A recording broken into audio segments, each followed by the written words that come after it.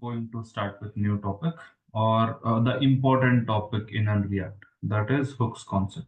Okay, which means whatever components you will be building in current market scenario. Like in olden days, what you used to have, you used to build everything with the help of class-based components, correct? But as of now, like after a version of 16, we have been introduced with the hooks concept in React, where we can manage all the states, all the life cycle method, everything with the help of hooks only. Okay, which means whatever the things we used to write in class-based components before introduction of this particular concept or the particular concept of hooks, what happens is we used to handle all the lifecycle method, all the states, the global variable management, everything supposed to be in class components only. Okay.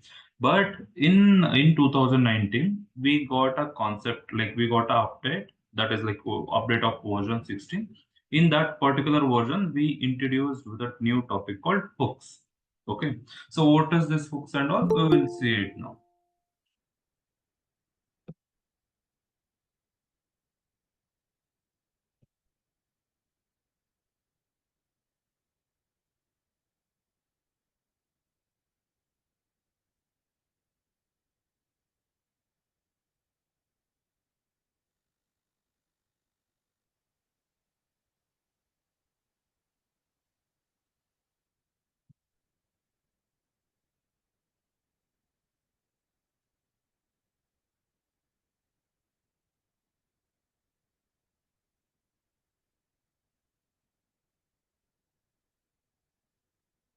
Did you added neighbor? Yes, we have a neighbor, correct? Okay.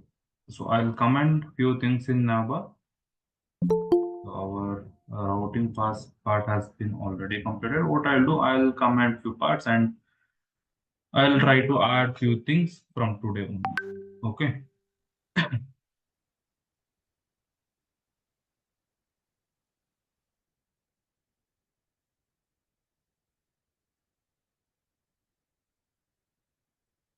Okay, fine.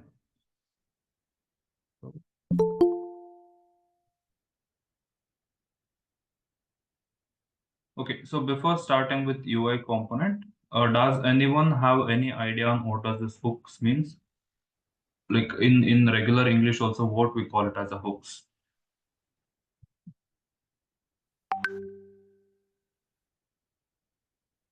Guys, I'm asking you, anyone answer?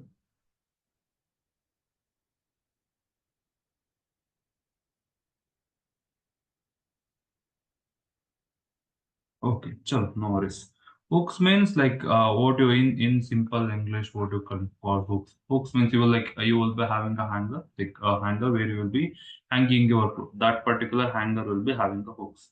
In olden days, we used to have a weighing scale. That particular weighing scale which will be having a hooks to attach certain elements. Correct. So whenever we want to attach a new thing to whenever we want to attach two elements that can be removable in future, that particular concept we call it as a hooks in English, correct? Like in regular word, not in Reactjs, in regular common word English, we call it that particular point or that particular mechanism, we call it as a hooks one. In the same way, when it comes to Reactjs, what does this hooks means? Generally, like hooks, what does this hooks means? We will be adding a new concept or we will be adding a new feature to React, which were not built or which are not already available. We need to attach the hooks. Okay, we need to attach some state or some functionality to that particular component, and that can be removed in future. Okay, that particular concept we call it as a hooks. Okay, so why this hooks has been introduced? Like although we have a class-based components, why this particular hooks concept has been introduced? What happened is in before introduction, handling complex states. Like what used to happen is like handling complex states or maintaining difficult life cycle methods or maintaining complex life cycle methods were very difficult in class-based components. Okay, and also writing everything or writing every methods in class-based components with the help of object orientation, that too with prototype based object orientation, it is very difficult. Okay, for that reason only to overcome this particular code complexity of class-based components, React has been came up with a came up with a concept called hooks. Okay, so before introduction of hooks, functional component used to call it as a stateless components or UI components. Okay, so this is the important interview question. In any interview, they tend to ask this one question: what is the difference between stateless component and stateful components? Okay, stateful components means before introduction of hooks, class-based components only used to call it as a stateful components. Okay, but now after introduction of hooks, the functional-based components are also called as a stateful component. Stateless components means before, as same answer, before introduction of hooks, functional components used to call it as a stateless components. Okay, and these hooks were introduced in, like, the concept of hooks were introduced in year 2019, that too with a version of 16.8.4. Okay, like in interview they don't ask the version, but they will ask on which year the particular hooks concept has been introduced. Okay, so the hooks concept has been introduced in a year of 2019. Okay, next. So what is the use of this particular hooks concept? So the hooks will be allow us to maintain, or hooks will be allow us a state where we can manage a multiple complex states along with all the life cycle method we can handle in this particular concept of hooks. Okay, in React.js, not in React.js, in class-based component, what used to happen? You used to write everything inside a method, correct? But when it comes to functional components, you no need to use any methods, or you no need to use any object orientation, like the prototype object orientation what we have used. We are no need to use all those parts. Okay, along with there is no need of using this keyword as well. Okay, everything has been managed with the help of hooks only, so that you will be directly writing anything in a function. Okay, or you will be creating separate function to handle all the particular states. Okay, so that is the one advantage of hooks as well. Next, the interview question, as I told, right? You will definitely get this particular question. What is the difference between stateful components and stateless components? Okay. So when it comes to stateful components, we call class-based components as the stateful components. When it comes to stateless component, functional components will be called as a stateless components. Okay. So what are the types of hooks we have? We have like a number of hooks. But the main hooks what we are going to use in our course, or what are the hooks we will be mainly using in our real-time application as well as, like, we will be going to use state hook. Okay, like we have already seen state in class-based components as well. The same thing we are going to use in hooks concept as well. Like in functional components also, we are going to handle the states. Okay, so to handle the states, we have a use state hook. Next, we have a use effect hook. Okay, so what is the use of this use effect hook? Use effect hook is used to manage the life cycle methods. Okay, so you have already seen, like, we had something called component mounting, updating, deleting, right? Like we have unmounting, not deleting, unmounting. After that, we have a error phase as well. So all these things can be happened with the help of use effect hook. Next, we have a use ref hook. Okay, that use ref hook is also important one. Okay, next, after use ref, we have a use context to maintain the global variables or to maintain the global state. After that, we had a use memo. Like after that, we have use memo, use params. We are not going to see use memo because as a freshers, no one is going to ask a question on use memo hook.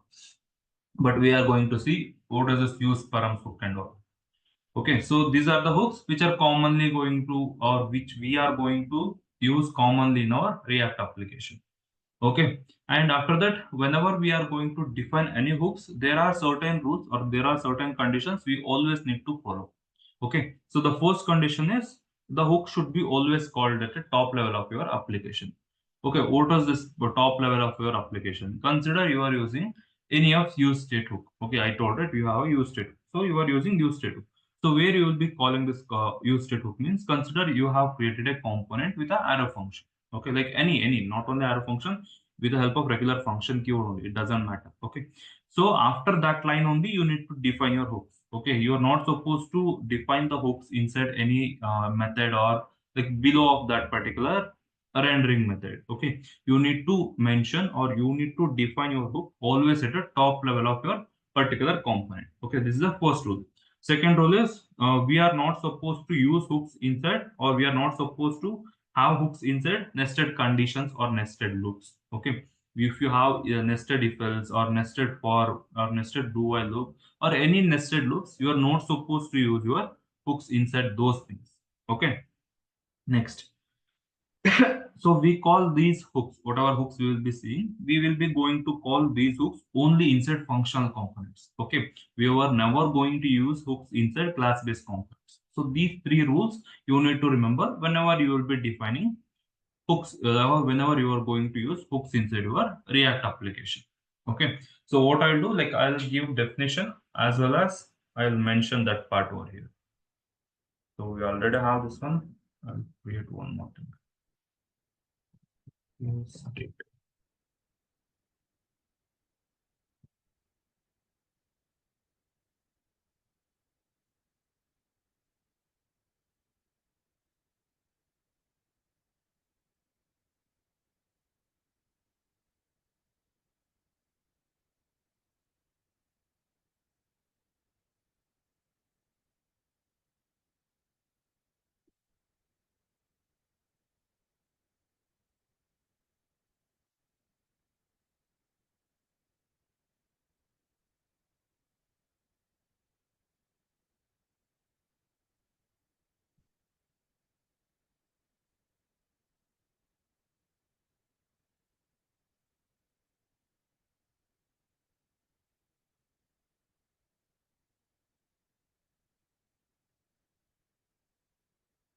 Yeah, we are getting that particular use state hook.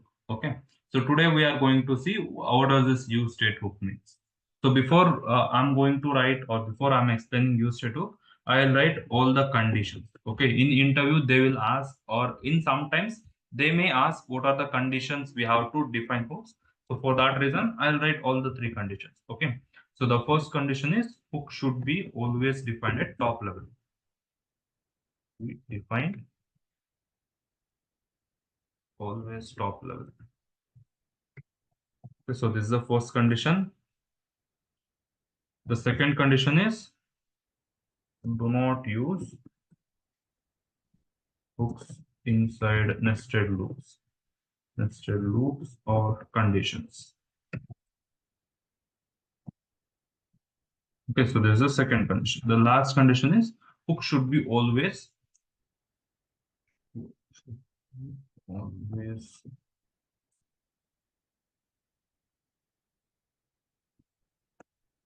defined in functional components.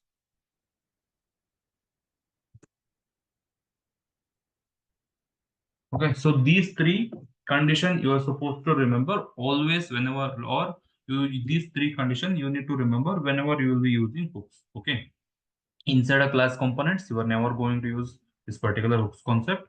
Like if you have a if else condition, consider you here you have written something like if else condition, if true,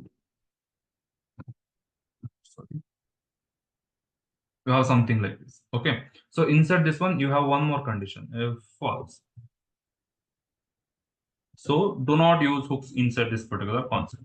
Like you're not supposed to use hooks concept inside these type of nested conditions. Okay, this is wrong.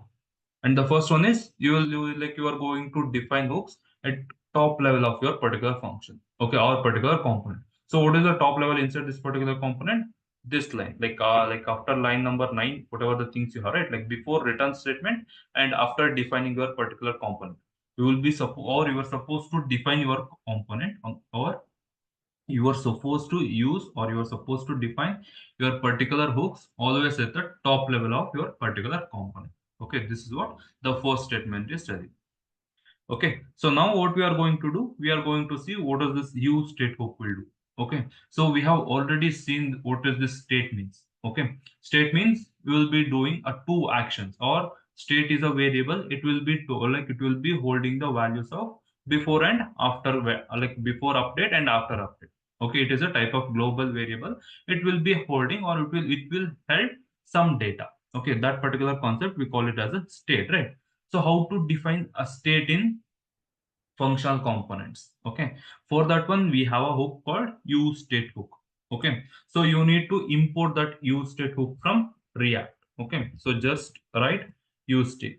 What it will do? It will import that particular hook from React library. Okay, and if you want to see all the statement about this one, just control and hold on this one. Okay, here you can see it is stating use state. Okay, it is not giving definition. Okay, no problem. It is not giving definition, but you already know. Okay, state means you will be having a global variable. It can be changed in future. Okay, what is the use of this use state? Use state is used to update the particular state. Okay, so what is the syntax of use state hook? Syntax is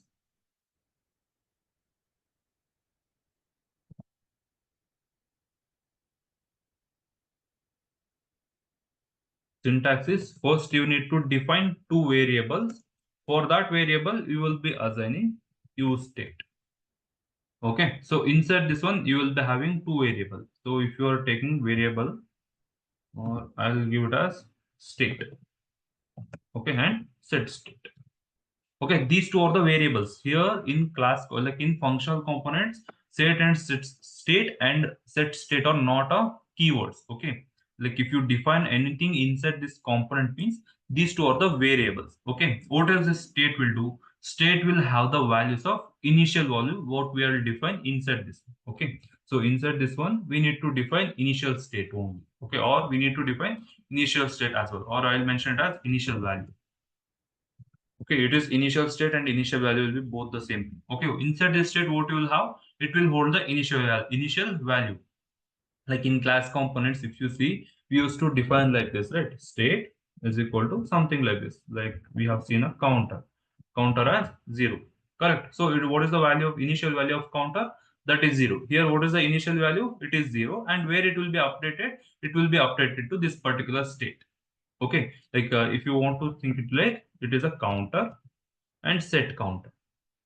Set. Okay, so what is the counter value? Counter initial value? What initial value will be providing here? That will be applied to this particular counter. Okay, so this is how you used to do it in class component. In functional components, your state will be defined, or your use state hook will be defined like this. Okay, so this is the syntax of use state hook.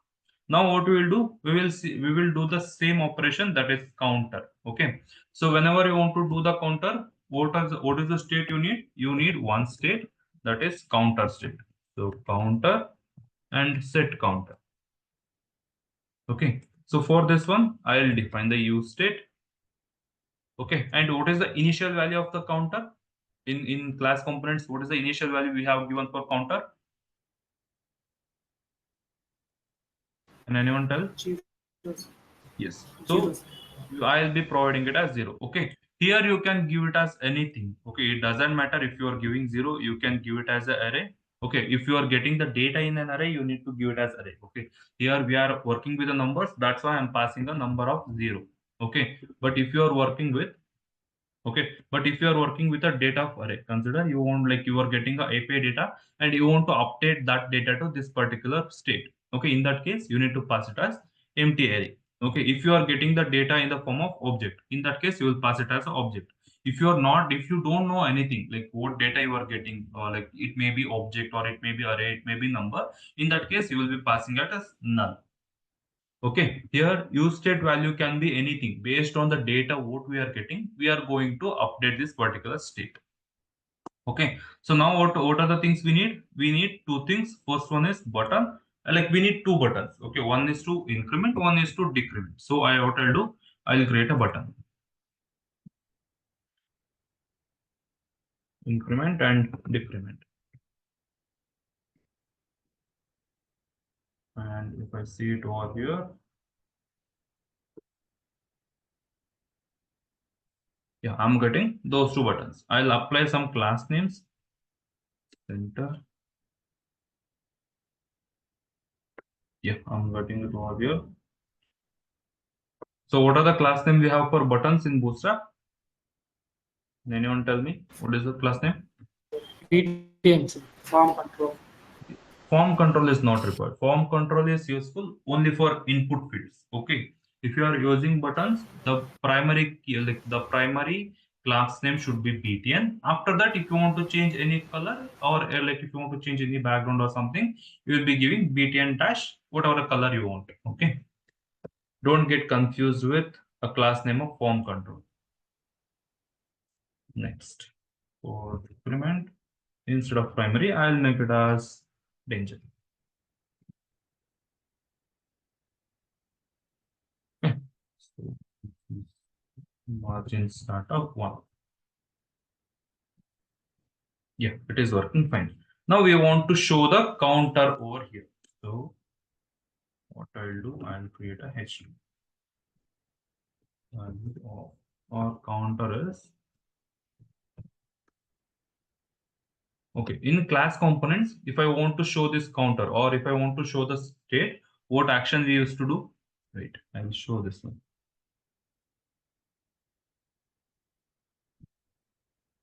So what we used to do, we used to have this dot state dot counter, correct? Which means we needed to point out for that particular counter. But when it comes to hooks, you no need to point out for that particular counter.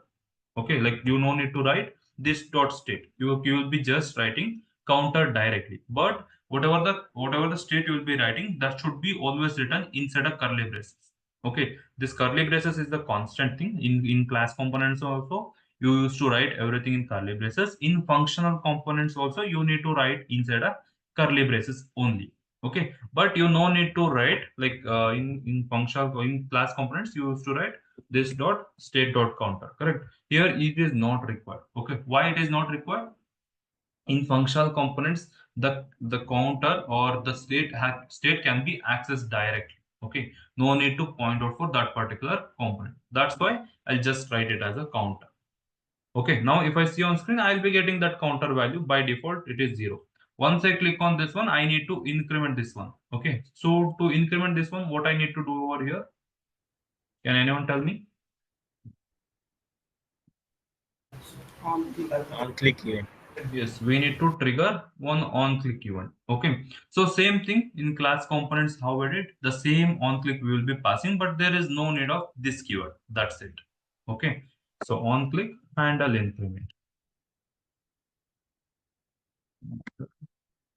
Increment. Okay, and this is giving error. What is the error it is giving? Handle increment is not defined, which means there is no function with a name of handle increment. So what I'll do, I'll create one function handle increment. Okay, same thing. Next, for this one, for decrement also, I'll create one more function handle decrement and decrement. And I'll create one more function with the name of handle decrement over here. Okay, so whenever we are creating or whenever we are calling on-click function, this is the one way of calling function. Okay, we can call it in one more way, that is like this. Okay, so this particular method also works. If I do it like this. Okay, so when we will be calling this type of function and other type of function. Okay, I'll remove this one. I'll give the example for both. Okay, when we are going to call a function like this and when we are going to call a function like this. So whenever you are passing any events, like whenever you change, this is a form. Okay, like you have one form on a change of particular input field, you want to record that events. Okay, in that case, we will be calling this type of functions. Okay, here we will be passing a event. What we are event we are getting. Okay, so that event will be triggered inside this function. Okay, in that case, you will be calling functions like this. So in our case, we are not triggering any event. We just clicking a button. That button event is more than enough, which means we have no need to collect any data. Okay, so for that reason, this type of function calling is enough. But if you are collecting any data, like you have an input field, so from that input field, if you want to collect a data, you will be calling function like this in functional components. Okay, so I'll show this type of function calling in future classes. Like once we encounter any form or form validation, I'll show that particular function calling as okay. For time being, we'll be calling like this. Okay, don't get confused when I call a function like this. Function like that in future classes. Okay. Next, what I need to do over here inside a handle increment, what we did in class component.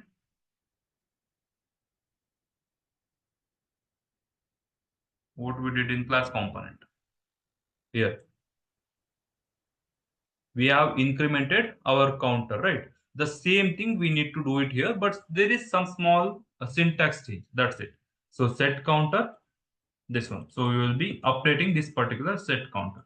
Set counter. So how this set counter will update? It will be update as a function, like counter plus one. Okay. So now if I try to count increment this one, you can see this particular counter has been incrementing. Okay. So now decrement is not working. So can anyone tell me how to update this decrement?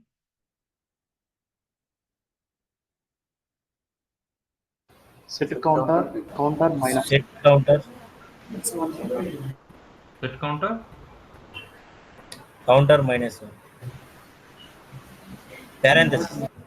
Yes. Counter minus one. Okay. Now if I click on this decrement button, like decrement action is working fine. Okay. So next, what you need to do, there is one more condition. You can see if I click on decrement, this action is going below negative value, right? So here, what I need to do, I need to pass a function in such a way that if my counter reaches zero, this button should be disabled. Okay, so this is the task for you guys to complete this one. Like whenever you go beyond this line or whenever you go beyond this zero. Okay, so here you can see once I reach the zero, I need to disable this button. Okay, so this is the task for you guys to complete. So can you guys do this one? You no need to do any other action. So you will be handling or inside this function, you just need to write one condition. Okay, or what I'll do, I'll write the condition here. I'll give another task. So you may get confused for first time. I'll write that particular condition. Okay. So inside this handle decrement, what you need to do, you need to check the counter. If counter, right? Yeah. If counter is greater than zero. Okay. Here you will be checking if counter is greater than zero, then you can do that counting action. Okay. So I'll move this inside here. So if counter is greater than zero, you will reduce the counter. Else, what you will be doing? You will provide some alert saying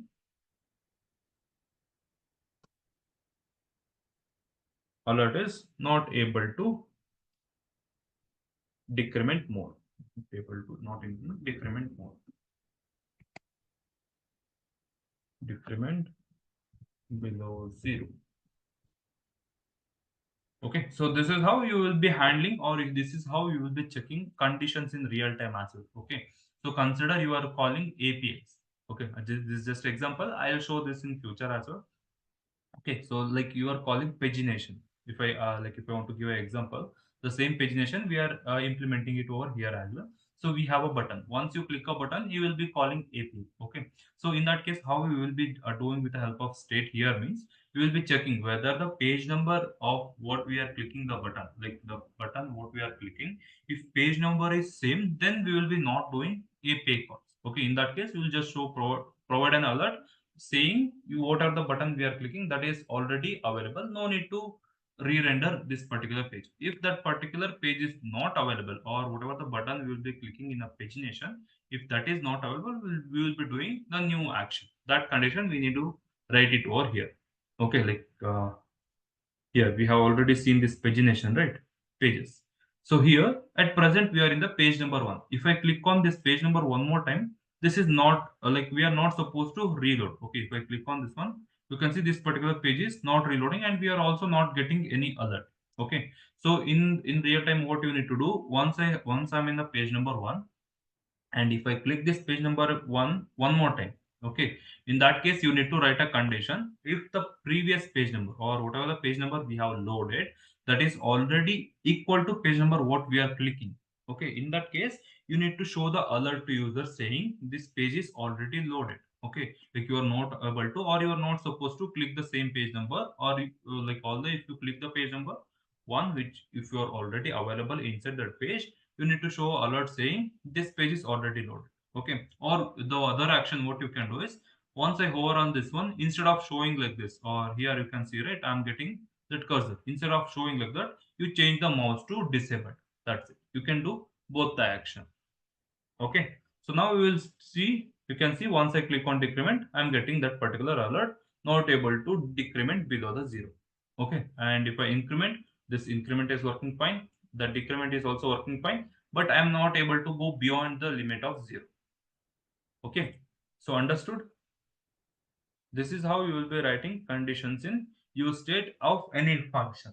So is there any doubt till here?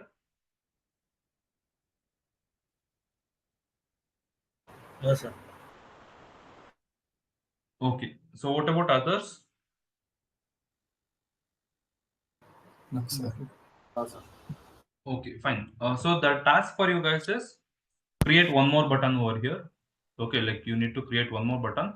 That button should be reset button. Okay, like you need to create one more button. That button should be reset. And if you are considered you are in any values, not 0. If you are more than 0, and once you click on that reset button, it's supposed to reset to 0 one more time. Okay, you need to do that action and you create one more button. Like first button is reset button, and one more button is like toggling button. Okay, so once you click on that toggling button, the default browser screen would be white, right? So once you click on that button, change this white color to dark color, like how we used to do in dark mode, light mode, right? So that action you need to do. Okay, once you click on or once your background is dark, what you need to do, you need to change this color as well. Okay, you just need to write a one function, or you need to just write one line of code. That is more than enough to toggle these things. Okay, you need to do that particular action. Okay, so this is the task for you guys for tomorrow. I'll check these things. If you're not doing, that's a bad thing for you only. Okay, understood, right? Task, you need two buttons. First button is reset button. One other button is toggling button, where you will be toggling dark mode and light mode.